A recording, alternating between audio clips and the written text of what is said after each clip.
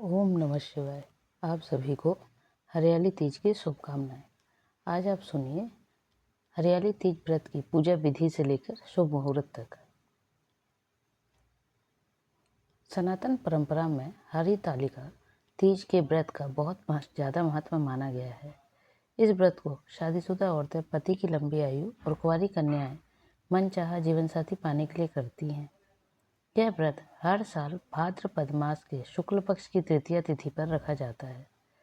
हरतालिका तीज व्रत भगवान शिव और माता गौरी की पूजा के लिए समर्पित है। मान्यता है कि इस विधि को विधि विधान से करने पर पूरे साल वैवाहिक सुख बना रहता है और जीवन साथी को दीर्घायु प्राप्त होती है। जिस व्रत को कभी माता पार्वती ने भगवान शिव को पाने के लिए रखा था, उस हरितालिका व्रत की पूजा विधि, शुभ मुहूर्त आदि के बारे में आइए विस्तार से सुनिए। पंचांग के अनुसार इस साल अखंड सौभाग्य का आशीर्वाद दिलाने वाला हरतालिका तीज व्रत 26 अगस्त 2025 को रखा जाएगा। इस दिन महादेव और माता पार्वती की विधि विधान से पूजा करने के लिए सुहागिनों को प्रातःकाल 5:56 से लेकर 8:31 तक यानी लगभग 2.5 घंटे का शुभ समय दिया मिलेगा। हरतालिका तीज की पूजा के लिए स्त्रियों स्नान ध्यान करने के बाद शुभ मुहूर्त में पूजा करनी चाहिए। इसके लिए आप पूजा से जुड़ी सभी चीज़ों जैसे गौरा, पार्वती की मिट्टी की प्रतिमा, पुष्प, फूल, धूप, दीप, आसन, वस्त्र, जल, अक्षत, चंदन, पान, श्रृंगार का सामान आदि लेकर इकट्ठा करके रख लें। इसके बाद सबसे पहले इस व्रत और पूजा को विधि विधान से करने का संकल्प लें। पूजा की शुरुआत भगवान श्री गणेश से करें। उसके बाद ही माता पार्वती और महादेव की पूजा विधि विधान से करें और हरतालिका तीज की कथा को कहने के बाद महादेव और माता गौरी की आरती करें। फिर जिस स्थान पर पूजा कर रहे हो उसी स्थान पर प्रदक्षिणा करें। पूजा की समाप्ति के बाद भगवान शिव और माता पार्वती से अपने पति की लंबी आयु और संतान के सुख सौभाग्य की कामना करें।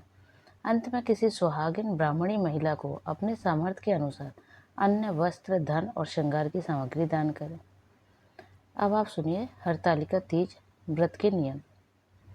हिंदू मान्यता के अनुसार पति की लंबी आयु और मनचाहा वर पाने के लिए हरतालिका तीज का व्रत निर्जल रखा जाता है।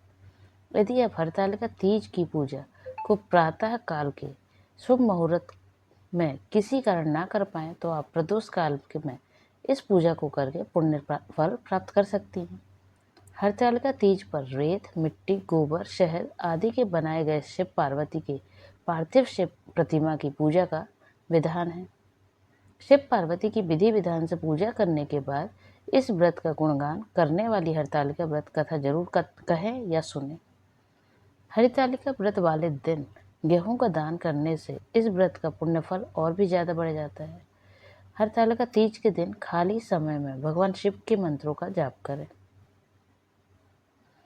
यह है विधि, नियम एवं पूजा से जुड़े हुए तथ्य।